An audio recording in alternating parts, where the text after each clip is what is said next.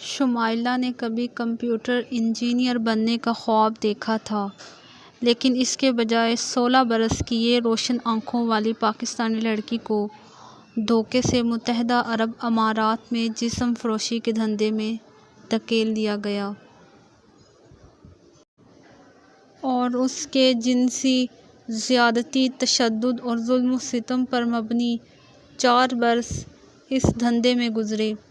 پاکستان طویل عرصے سے اس خلیجی ریاست کے لیے سستے مزدوروں کی فراہمی کا ایک اہم ذریعہ رہا ہے، خاص طور پر اس کے تعمیراتی شعبے کے لیے جس میں زور و شور کے ساتھ کام جاری ہے، لیکن انسانی حقوق کے لیے کام کرنے والوں اور حکام کا کہنا ہے کہ اس کے ساتھ سینکڑوں نوجوان پاکستانی خواتین کو ہر سال دبئی کے نائٹ کلب اور جسم فروشی کے اڈوں پر جنسی تجارت کی فراہمی کے لیے سمگل کر دیا جاتا ہے۔ شمائلہ اور ان کی بہن رابعہ بھی ان میں سے ایک تھیں۔ شمائلہ اور رابعہ 2013 میں کسی طرح سے اپنے اذیت رسانوں کی گرفت سے نکلنے کی کوشش میں کامیاب ہوئیں اور زندہ بھی ہیں۔ وہ ایک کچی آبادی میں 2 کمروں کے ایک گھر کے اندر انتقامی حملوں کے خوف سے چھپ گئی تھیں۔ ان کے مکمل نام اور ان کے شہروں کے نام ان کے تحفظ کی خاطر پوشیدہ رکھے گئے ہیں۔ صوبہ پنجاب میں ان کے آبائی قصبے میں جب ان کی مصیبت کے دن چل رہے تھے اور ان کا خاندان معاشی تنگی سے دوچار تھا، اس دوران عائشہ نامی ایک پڑوسن نے ان دونوں بہنوں کو کچھ گھریلو کام کی پیشکش کی۔ کچھ عرصے بعد عائشہ نے ان دونوں بہنوں کو اپنے بیوٹی پارلر میں کام کرنے کے لیے دبئی لے جانے کی تجویز پیش کی۔ اس نے جعلی کاغذات حاصل کیے اور ان کی مدد سے کم عمر شمائلہ کو پاکستان سے باہر لے گئی۔ رابعہ پر جو کچھ گزری، اس سے وہ بہت زیادہ مجروح ہیں اور اپنی کربناک آزمائش کو بمشکل ہی بیان کر سکیں۔ اپنے آنسوؤں کو ضبط کرتے ہوئے شمائلہ نے ان خوفناک واقعات کا انکشاف کیا جو دبئی میں ان کا انتظار کر رہے تھے۔ شمائلہ نے بتایا، عائشہ ہمیں ایئرپورٹ کے واش روم کی طرف لے گئی اور ہمیں بتایا کہ اس کے گاہکوں کے لیے ہم سے جنسی خدمات لی جائیں گی۔ ہم نے رونا شروع کر دیا تو اس نے ہمیں بتایا کہ ہم نے جعلی کاغذات پر سفر کیا ہے اور اگر ہم نے کچھ بھی کہا تو ہمیں پولیس کے حوالے کر دیا جائے گا۔ جب انہیں متبادل کوئی صورت دکھائی نہ دی تو دونوں بہنیں یہ سوچتے ہوئے عائشہ کے ساتھ چلی گئیں کہ وہ گاہکوں کے ساتھ جنسی تعلق سے بچنے کی پوری کوشش کریں گی۔ شمائلہ نے کہا، پہلی مرتبہ وہ خود بھی کمرے میں موجود تھی اور اس نے گاہکوں کی خواہش کی تسکین کے لیے ہمیں مجبور کیا۔ اس کے سامنے اور اس کی مدد کے ذریعے ہمارے ساتھ جنسی زیادتی کی گئی۔ بعد میں عائشہ نے اپنے گاہکوں سے کہا کہ وہ اس کے نمبر پر کال کر کے اپنے موبائل فون ساتھ رکھیں تاکہ اس دوران کیا ہو رہا ہے وہ سنتی رہے۔ شمائلہ نے کہا، ہم نے جب ریپ کے دوران گاہکوں سے تعاون کرنے سے انکار کیا تو اس نے ہمیں تشدد کا نشانہ بنایا۔ اس نے ہمیں بتایا کہ کمرے کے اندر جو کچھ بھی ہوتا ہے وہ اس سے اچھی طرح واقف ہے۔ یہ عورت انہیں باہر جانے یا ایک دوسرے کے ساتھ آزادانہ بات کرنے کی اجازت نہیں دیتی تھی۔ انہوں نے پاکستان میں اپنے گھر والوں کے ساتھ کبھی کبھار ہی فون پر بات کی اور انہیں دھمکی دی جاتی تھی کہ ان سے یہاں کے بارے میں کوئی بات نہ کی جائے۔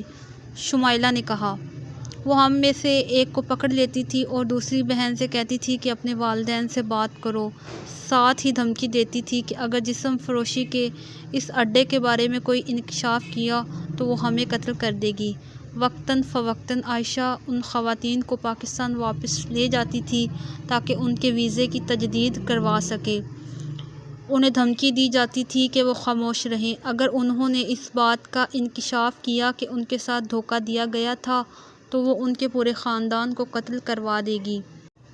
آخر کار یہ بہنیں مارچ 2013 میں اپنی بڑی بہن قمر کو اپنے اوپر گزرنے والے عذاب کے بارے بتانے کی ہمت کر پائیں اور یہاں سے نکلنے میں کامیاب بھی ہو سکیں۔ شمائلہ نے بتایا، عائشہ کا بھائی اور اس کے شوہر کا چھوٹا بھائی ہمارے گھر پہنچے اور انہوں نے مجھ پر 3 گولیاں فائر کی۔ اس عورت نے پولیس اہلکار کو ہسپتال بھیجا جس نے مجھے ہراساں کیا اور مجھ سے کہا کہ اس کے باوجود کہ میری ٹانگ میں سرجری ہوئی تھی میں چلنا شروع کر دوں۔ یہ خاندان ہسپتال سے نکلنے پر مجبور ہو گیا اور روپوش ہو گیا، اس لیے کہ ان کے پڑوسیوں نے بھی ان کے ساتھ توہین آمیز سلوک کرنا شروع کر دیا تھا۔ شمائلہ کے خاندان نے عدالت سے رابطہ کیا کہ وہ عائشہ اور اس کے شوہر اشفاق کی جانب سے چلائے جانے والے انسانی اسمگلنگ کے اس گروہ کو پکڑنے کے لیے کارروائی کرے۔ عدالت کی کارروائی سے یہ بات سامنے آئی کہ انسانی اسمگلنگ کے گروہوں کے اکثر سیاستدانوں اور پولیس کے ساتھ گہرے روابط ہوتے ہیں۔ کئی گروہ ہر ہفتے درجنوں نوجوان لڑکیوں کو دبئی جسم فروشی کے لیے اسمگل کرتے ہیں، ان کے خلاف کوئی بھی کارروائی نہیں کرتا۔ انہوں نے کہا کہ اس کیس کا مرکزی ملزم اشفاق FIA کے حکام کے سامنے عدالت سے فرار ہو گیا تھا۔ عدالت کی جانب سے اس کی ضمانت منسوخ کیے جانے کے باوجود انہوں نے اس کو گرفتار نہیں کیا۔ انسانی اسمگلنگ پر امریکی اسٹیٹ ڈپارٹمنٹ کی ایک حالیہ رپورٹ میں کہا گیا ہے کہ متاثرین کو تحفظ کی پیشکش اور کارروائی سے اشارہ ملتا ہے کہ متحدہ عرب امارات کی حکومت جنسی تجارت کے لیے اسمگلنگ سے نمٹنے کی بھرپور کوشش کر رہی ہے۔ امریکی رپورٹ کا کہنا ہے کہ 2013 میں متحدہ عرب امارات کی حکومت نے 40 متاثرین کا پتہ لگایا تھا اور انہیں ریاست کے فنڈ سے چلنے والی پناہ گاہوں میں بھیج دیا تھا، جبکہ تحقیق میں مزید بتایا گیا یہ درست ہے کہ سینکڑوں لڑکیوں کو بیوٹی پارلرز، میوزک اور ڈانس کلب میں کام کرنے کے لیے دبئی لے جایا جا رہا ہے، لیکن اس بات کا کوئی ثبوت نہیں ملا کہ انہیں جسم فروشی کے لیے اسمگل کیا گیا تھا۔ شمائلہ اور رابعہ کی آزمائشوں میں کمی آئی ہے لیکن ختم نہیں ہوئی۔ عائشہ نے عدالت میں خود کو پیش کر دیا تھا لیکن اب وہ ضمانت پر آزاد ہے۔ یہ دونوں بہنیں اب بھی اپنی زندگی کے لیے خوف زدہ ہیں کہ کوئی مسلح شخص انہیں مارنے کے لیے واپس آ جائے گا۔ ان دونوں بہنوں کے نام اور شناخت ان کے تحفظ کی خاطر تبدیل کر دیے گئے ہیں۔ موجودہ دور میں جس طرح کے حالات پیدا ہو گئے ہیں، کسی پر اعتبار نہیں کرنا چاہیے اور بہت محتاط طریقے سے ہر چیز کی انکوائری کرنی چاہیے۔ اللہ تعالی ہم سب کا حامی و ناصر ہو، آمین۔